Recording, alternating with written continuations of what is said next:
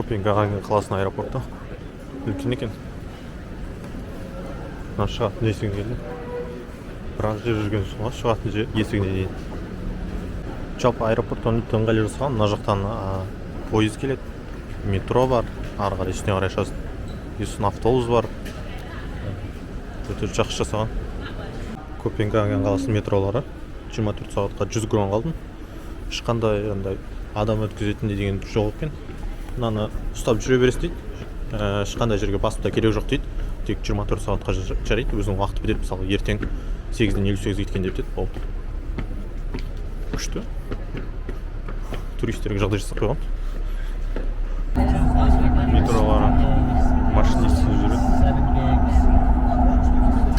Адам деген толып бара жатырмыз.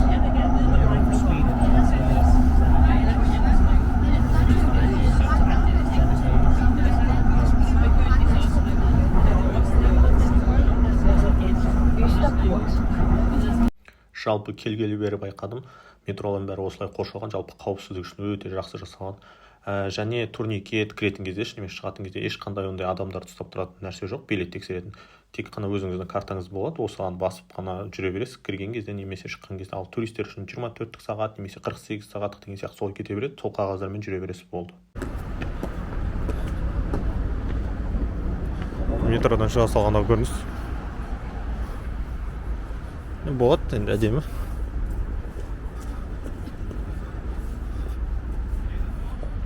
Енді Копенгаген осы Дания мемлекет әлемдегі бақытты топ 5 мемлекетке кіреді.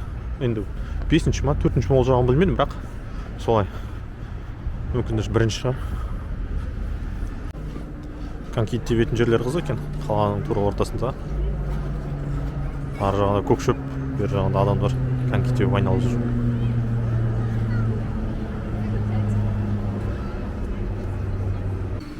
Сағат 10-нан 20 кетті, енді ғана ашылып жатыр. Что-то ешкім асықпайды. Бізде осы таңғы сағат 6-та болады дейсің ғой. Интернеттен көргенде айтқан, оқыған болатын. Даниялықтар асықпайды депші. Өмірдің ләззатын алады депші. Асықпай, өмір сүреді, ешқайда асықпайды. Мынандай шағын кішкене әдемі парктер бар екен. Жақын болады. Көшеде адам аз что-то.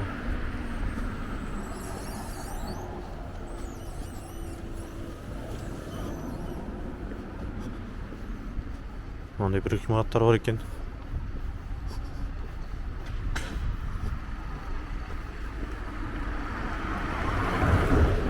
Мына жерде Португалияның елшілігі сияқты тулар ілініп тұр. Мына жердің бәрінде елшіліктер. Қазақстан елшілігі қайда екен, тауып алу керек еді. Қазір сіздерге бір әдемі көрініс көрсетейін. Бұлай келесіздер, мына жақ судың жағасы, былай қарай бұрыласыздар. Мына жер орталығы, ар жағында шіркеу, әдемі кетеді екен. Қарауылдар сағат 12-ден олар ауысады. Шіркеуден мықты салыпты енді. Сыртындағы мүсіндері жалпы. Алдында қымбат машиналар тұр. Порш. Ашық бөген ішіне кіріп көрейік. Енді біздің сыртты күшті екен, енді ішін көріп жүрейік.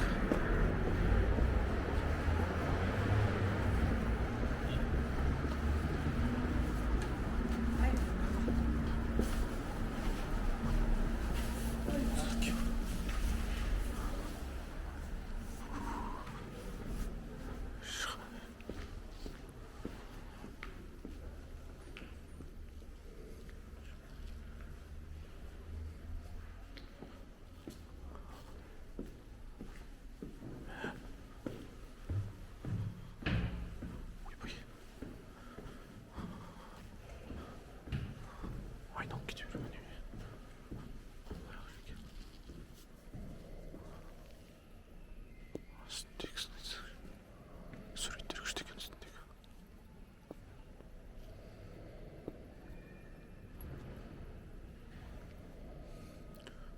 Отырсам бола ма, болмай ма? менің ойымша болмайды.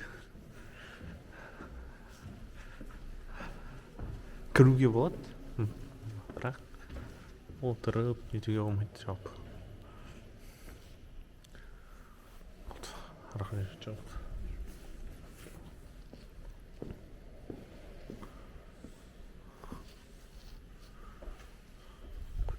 Қайттық. Екінші жағынан көрінісі. Оның жерде метро. И жол.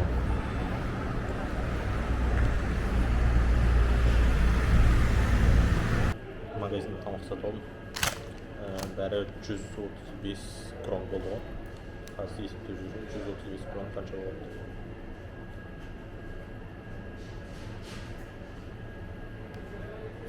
$8,000 ғой.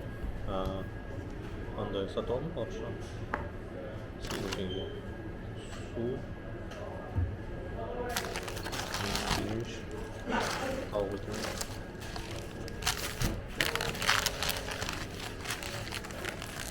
Thank you.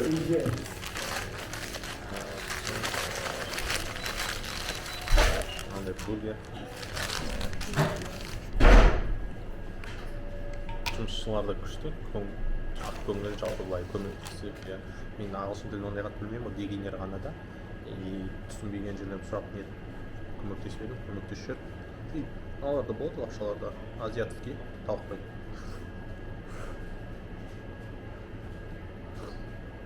Мына екеуі де тауықтың етімен сұрап, халал деп сөйтіп айтты. Жалпы рахмет.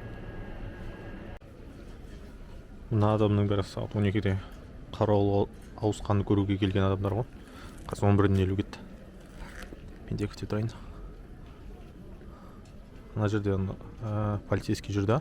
Адамдарға былай тұрыңдар, жақындамаңдар деп ескерту жасап жатыр. Мына екі жаққа қарай бөліп.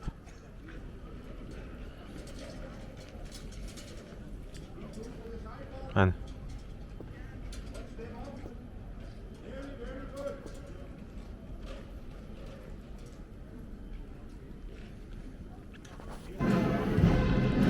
Басталған сияқты. Музыканы дауыс жатыр. Жалпы халық тіл алады. Енді арасында кішкене жалғыз бір полицейский бәрін нетіп жүр ғой, қадағалап жүр.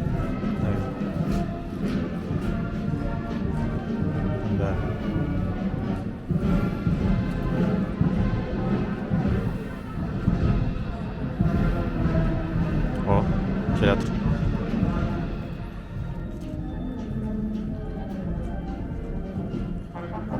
Екінші полицейский келді. Оркестрмен келе жатыр екен, тағы өзі.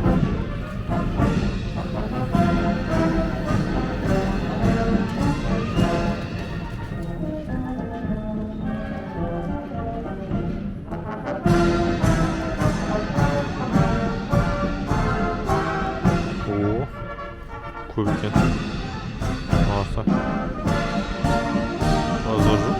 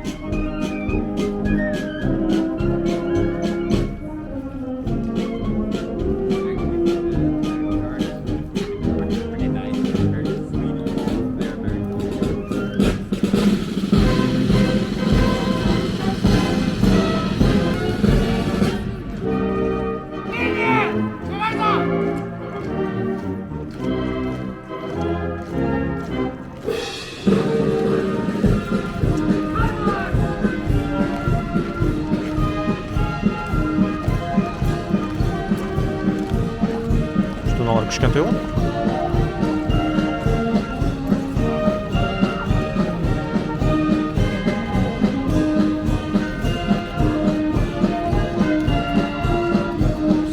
тура 12 oldu.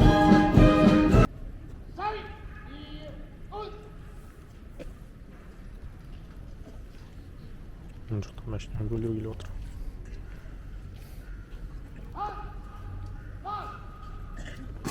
Все, болды, қайтты. И айттық, түс болды, тамақ ішеміз деп отыр деп.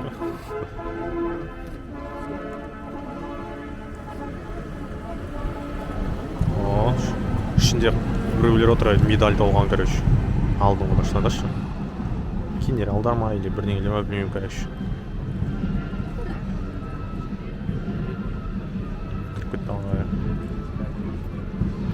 Neyse ben болып bitti. Қайттық. Үшім осындай күшті болды. Әдемі екен. Жақсы ұйымдастырып екен жоқ. Енді мынау күніге. Иә. Шіркеудің қасында мынандай ескерткіш бар екен. Бұқалармен жер жыртып жүрген бір кісі.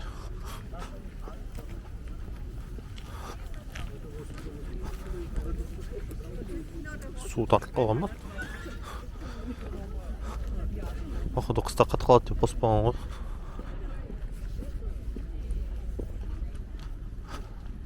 О, жылан.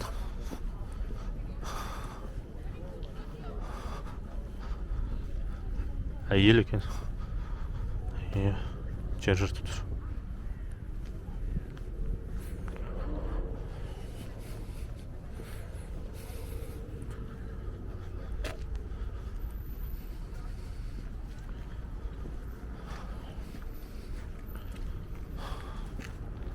Ана жерде қайғырып отырған біреу бар. Или ойланып отырған.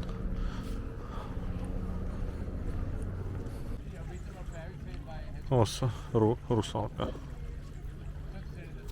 Адамдар келіп суретке түсіп жатыр, көп екен. Мен де барып суретке түсіп қайтайын, біреулерден сұрап түсіріп жіберіңіздерші.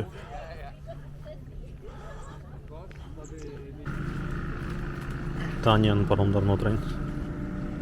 Ондай, маған жолдың ар жағын өту керек. Жолдың өтіп суның ар жағын. Ол үшін ана жаққа жаяу бару керек. Либо мына минуты салып алып. Бүгін 24 сағат қалған билетімді жария берді маған. Бірақ бұл 992-сі. Ол қазір қай қарай кетеді. Маған 991 керек. Ол. Әне келе тұр.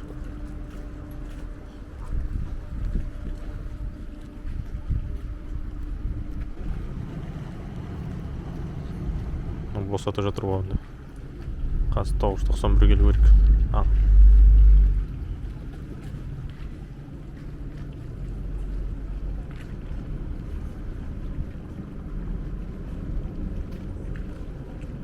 Жақсы екен, үлкен.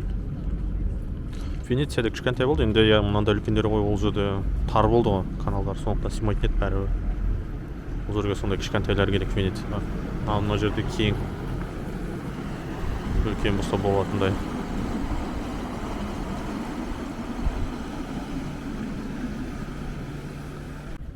Скринде жүрді, мына жерлер не екен?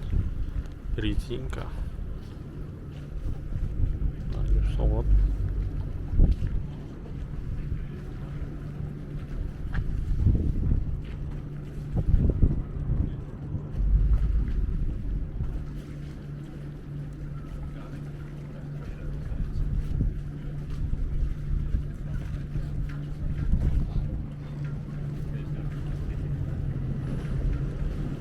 Қозғалып кетті ма?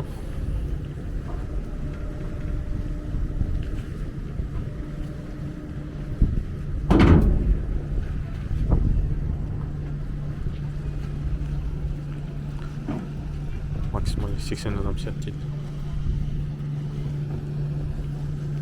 Ішіне обзор жасайық қазір.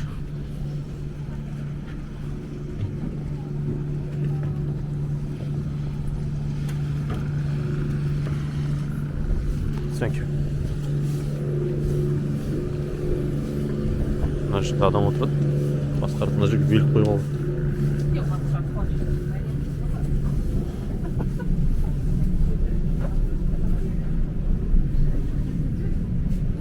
Күшті екенші. Менде қағаз, оны шын отбивать етпеймін. Ал егер картасы бар да, осы жерде адамдар тұратыншы.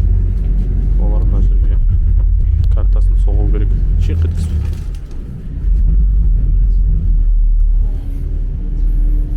Күштекен жалпы. Жұп жылы. Орын деген көп көріп тұрғандай. Тұраңыздай. Аның астында не болады екен еще. Неткен кезде кетінші комиссия дейді ғой. Жилет, иә.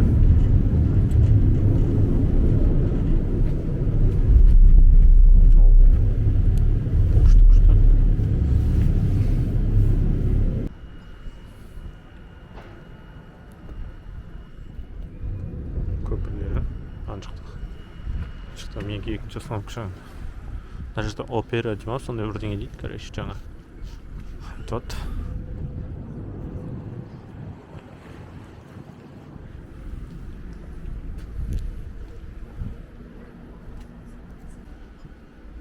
Мына астан күн жақсы жасапты. Үстінден жаңбыр жауса да су болмайсың да, мына жерде рахат. Енді мынандай ғимараттың жанында жаман астан тұрмайды ғой.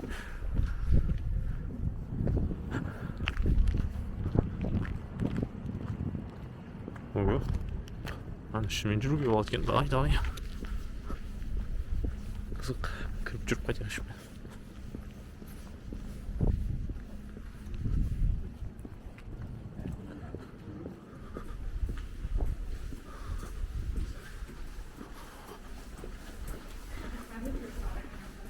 Қызық екен.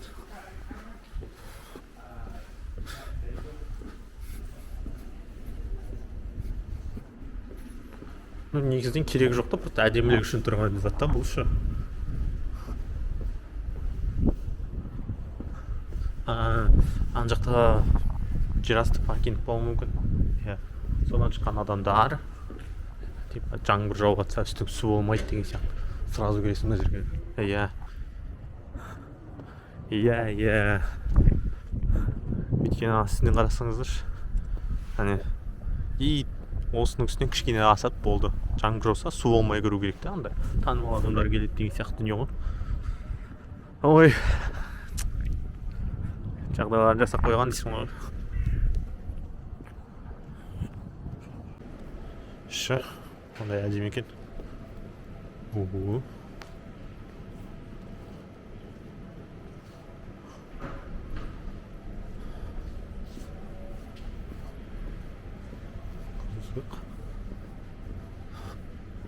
Кафелер бар екен.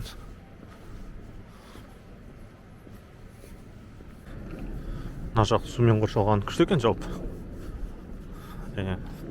Жазда керемет шығар мына жақ. Ауа райы күшті болып тұрады. Қазір кішкене күн суық, адам аз. Көріп жүргенге де не жоқ та. Желаниең болмайды талада. Күн суық қой екен. Қанша жүресің? Уже мен сағат 9-дан бері жүрмін. Уже жалып кеткесің ғой. Арылып алу керек. Ертең қайтам. Уақыт жоқ. Қазір велик айдау керек. Данияда осы Копенгагенде велик көп айдайды жалпы. Тоже Амстердам сияқты ғой бір сөзбен айтқанда. Енді біреулер айтады, тіпті Амстердамнан көп деп ше бұл жерде великті. Қазір велик алып айдап қайту керек. Бірақ мен электронныйын ала салам. Қиналып жүретін шама жоқ. Ана тұрған великтердің жүрсін барында қазір сканировать етіп.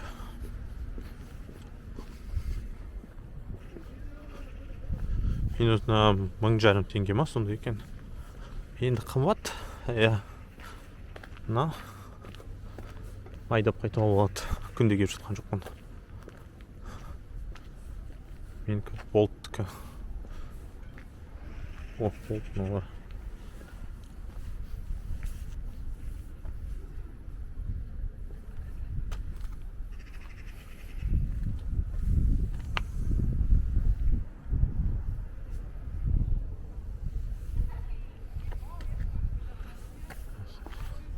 Мынаны сканировать етіп едім, зарядкасы бітіп отыр дейді.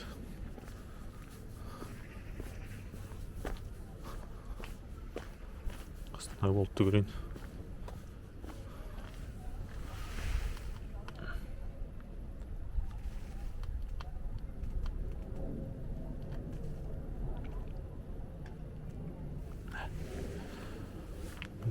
жасалмай қойды. Тоже бітіп жатқан сияқты ғой. Тұрып тұрғанды көрейін. Осыда бар шығар бір пәле.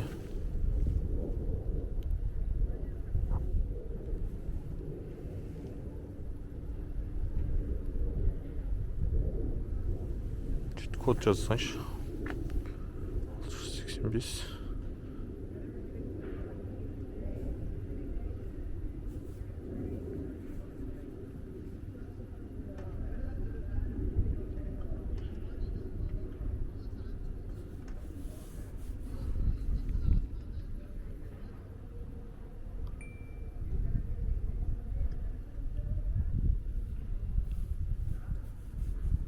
Осы болу керек. Иә, алынды. О. Қазір телефон қоя тұрайын. Великпен кетіп баттым. Еш жерін бұрайтын жері жоқ. Тек аяқ электроны аяқпен басасыз, сол кезде өзі алға қарай жылдам кетеді. Міне бір рет қана басып, бір рет қана айналдырдым. Жылдам кетіп бара жатыр. 25-пен жүргенде болады максимум. Қазір 10-мен кетіп бара жатыр. Жалпы жақсы бөлек екен. Көше пустынь, великпен, рахат. Мусор жағатын завод. Осындай шаңғы тепкен киім, үстің жағына альпинистер шығатын қылып жасап қойған. Күшті жасаған негізі. Мына жағына лифтімен шығуға болады. Негізі лифтімен шығайын. Лифтінің іші үлкен екен. Ғимарат бірақ 2 ақ этажы ғой. Іші мынандай мусор өңдейтін заводқа мусорды жағады.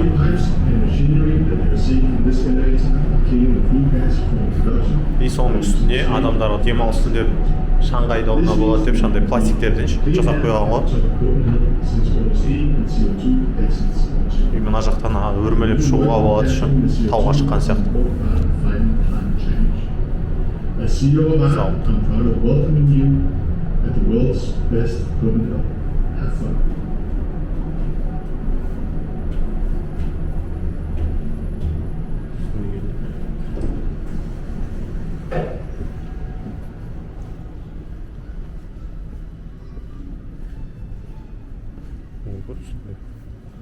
Тамақ бар екен.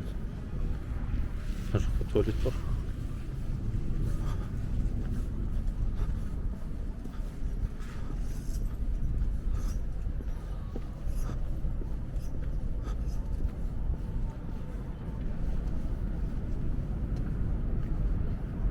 Үстінен көрініс осындай екен.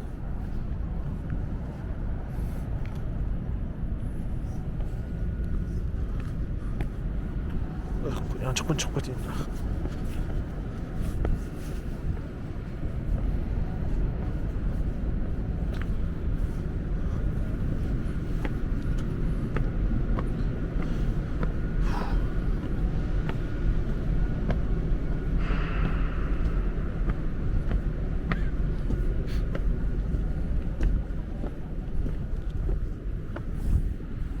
İşte.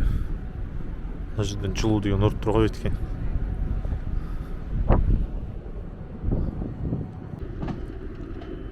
Сауытқа қоқыстар келетін жағы.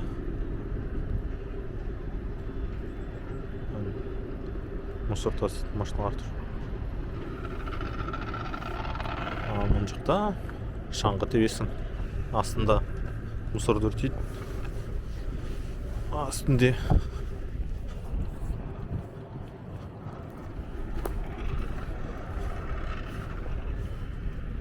шаңғы тебуге болады. Жасап қойған.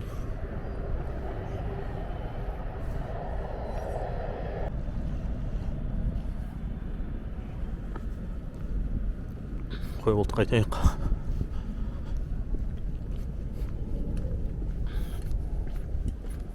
Көріп болдым. Жазда күшті дейсің, ана жерде шай ішіп отыруға болады.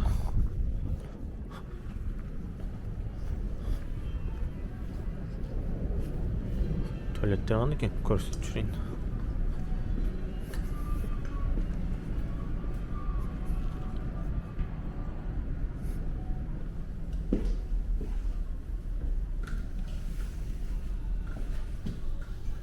Нормально.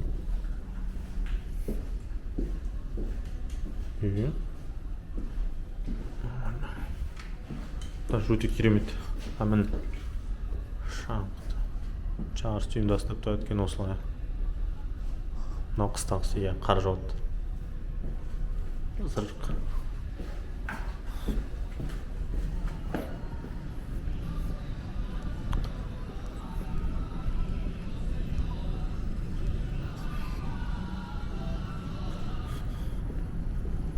Бірінші этажға барып көрін, не? Бірінші этажда не бар екен, бағана шыққанда байқамаптым ғой. Бірінші этажды көрсетіп тұрады, бірақ мына жерде жоқ. Бірінші этаж. Ол тек жұмысшыларға арналған этаж сияқты ғой, менің ойымша, иә. Біз бара алмаймыз олай қарай. Сондықтан іші. Түсінікті. Иә, міне, сол ана бастығы бас жағынан бастап мына жаққа дейін теуіп келеді. Адамдар шығып бара жатыр.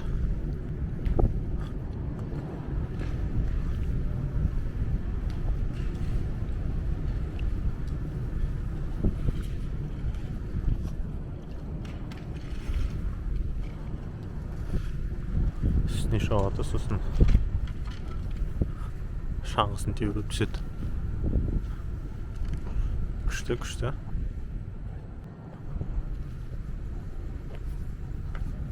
Анау сол өрмелеп шығатын жағы.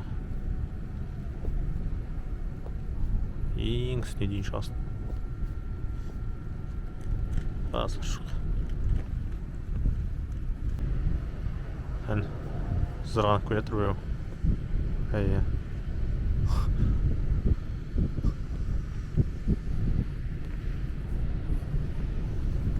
Болды, қайттым.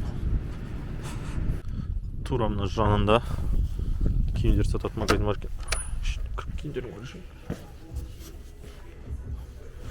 Ой, есік жабылмай жатыр ғой. Адам жоқ.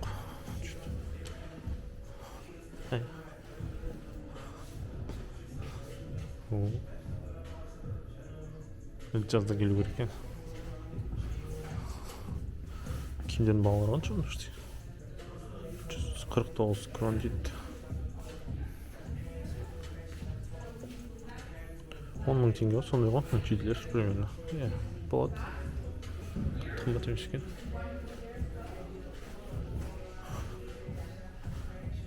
Кеттім.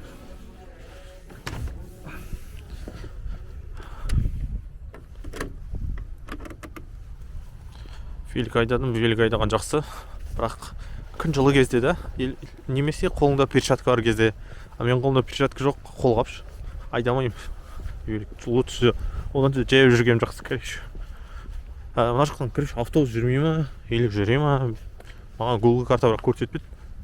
Бірақ ана жерде остановка бар да, бірақ маған Google карта көрсетпейді. Мен біраз жер жайып жүрім керек. Баратын жерім еш, ана жаққа қарай. Сол жақтан отырып, неге барым керек бұны? Мынау қала ғой, қаланың ортасынан бір автономия ашып алған ғой, біреулер өздері, короче, 1970 жылдары. Сол әлі бар екенші, соған бару керек. Анадан келе жатырмын. Автобус жоқ қой ғой.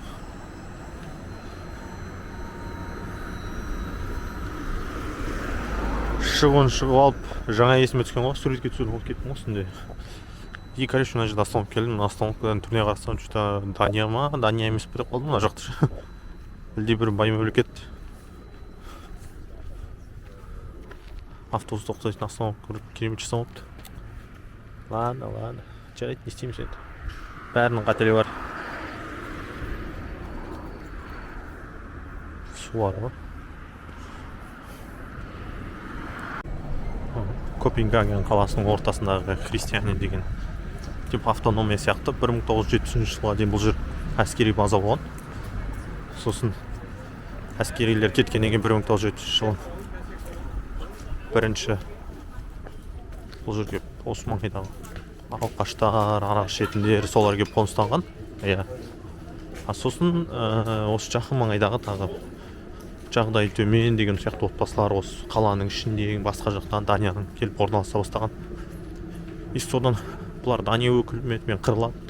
Бәлем бай жол. Дания өкіметі бұларды көшіргісі келеді, бұлар көшпейді. Көп болған қақтығыстар ішінде.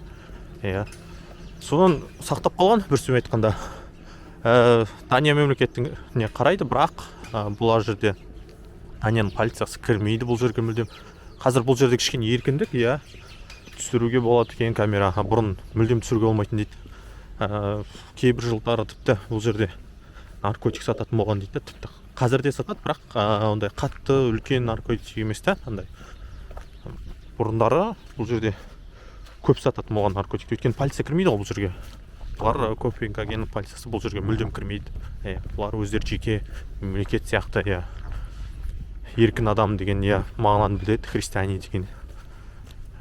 Және бұл жерде үй арзан. Жеке бір адамға тәуелді үй жоқ бұл жерде. Бәрі осы христианияның, бұлардың өзінің несі бар. Ортақ базасы дейма, бірдеңесі бар. Бір сөзбен айтқанда.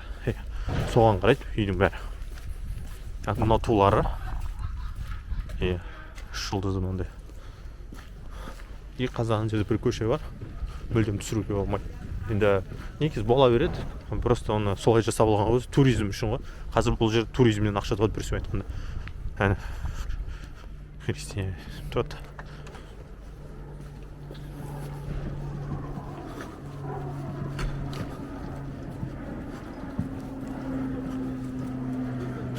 Қазір бір сөз айтқанда базарды сияқты ғой бір. Бұрын ойбай қиын болған. Полицейлер мына жерде келіп талай қопарған. Қазір еркіндік. Бірақ әлі осы жерде адамдар тұрады. Үйлерден аз төлейді. Айна $400 дейма, €400 дейма, сондай дейді. Копенгаген үшін бұл өте арзан. Мыналар қазір қаланың ортасында ғой.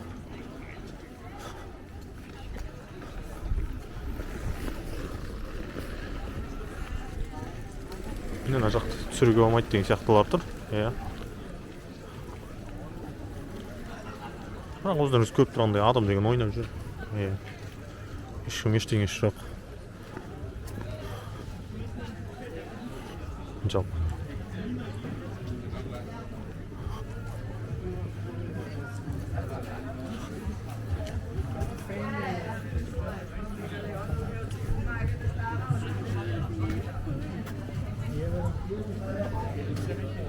Мына жерде коньки болады екен.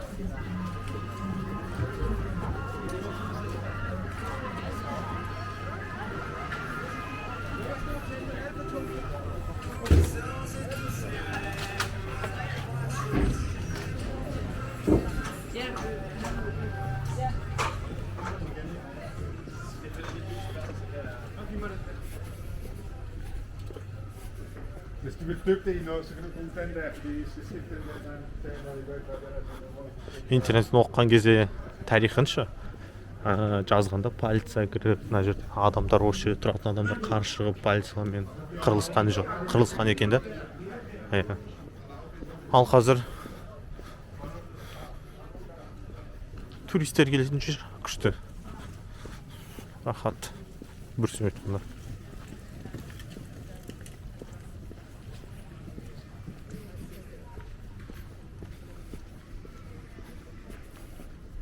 Қызық жер екен.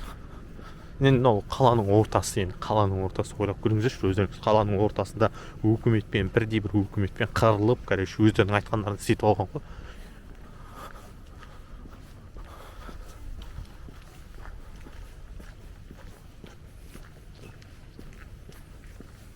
Маркеттер бар екен.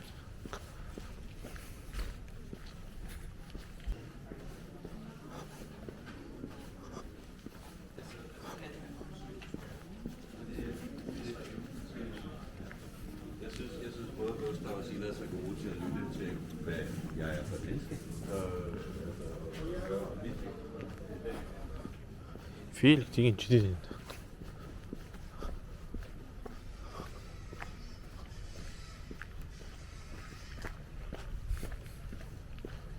Жақта үйлер бар, адамдар өмір сүреді. Мына үйлерде. Қызық екен жалпы. Мына үйде өрі тұрады.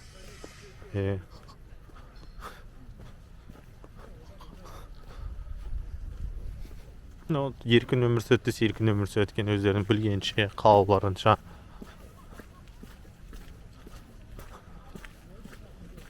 Қызық.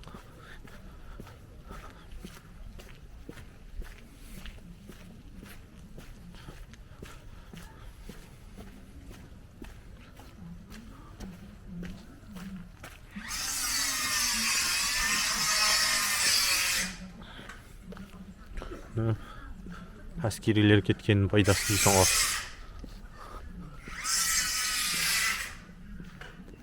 Иә, ол әскерилер бұл жерде болған база себебі өйткені Швециямен соғысу мүмкін болған ғой, Данияңша. Сол 1907 жылға дейін. Потом кейін Швеция мен Данияның арасы жақсы болып өте қарым-қатынас. Содан кейін Дания бұл әскерді қысқартамыз деп бұл жердің әскерінің бәрін шығарып тастаған. Суретке түсіруге болады дейді мына жерде.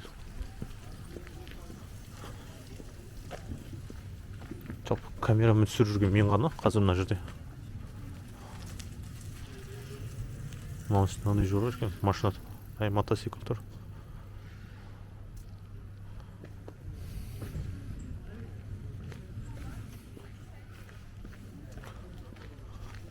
Палестинаны ту тұр.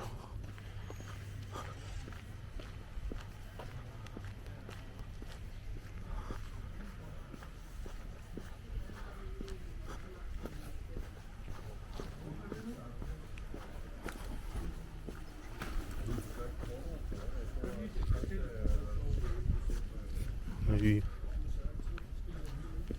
Кіріп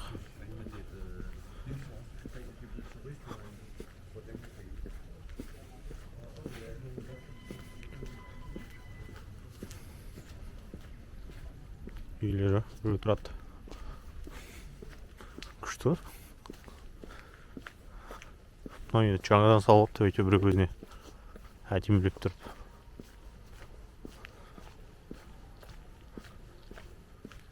Иә.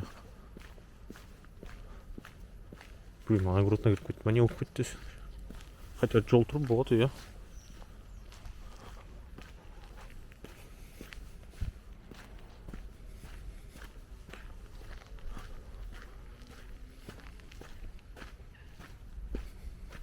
Өте күшті жер ғой.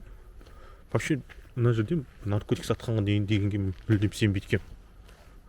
Және өзім әлі көрген жоқпын. Біреу наркотик сатқанын бағандан бері жүріп.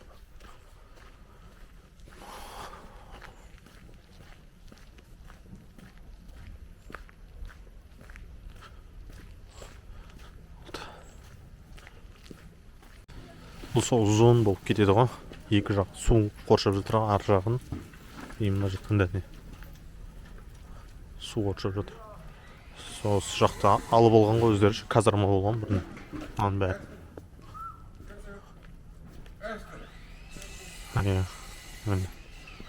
Казарма болған, қазір адамдар өмір сүріп жатыр. Қоныстанып алған болды.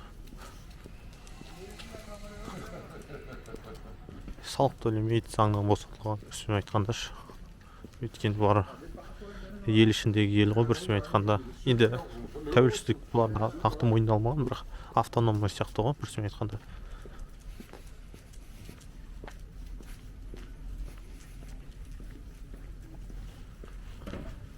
Бірақ бұлар сол Дания азаматы.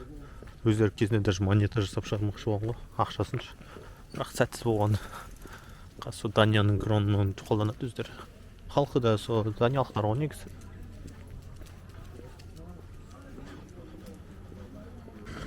Иә, міне жазып қойған. Ауыр наркотиктерге жоқ деп айтыпшы. Өйткені бұрын қатты проблема болған ғой наркотиктермен. Қазір қой жағдайлары жақсы. Туризмден ақша тауып жатыр.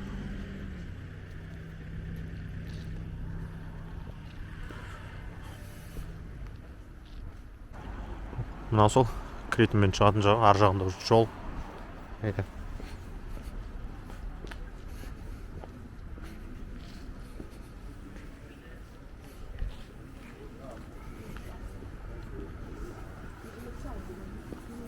Осы жолдан былай қарай ғой. Бұлардың мемлекет. Аттары міне есікте жазып тұр.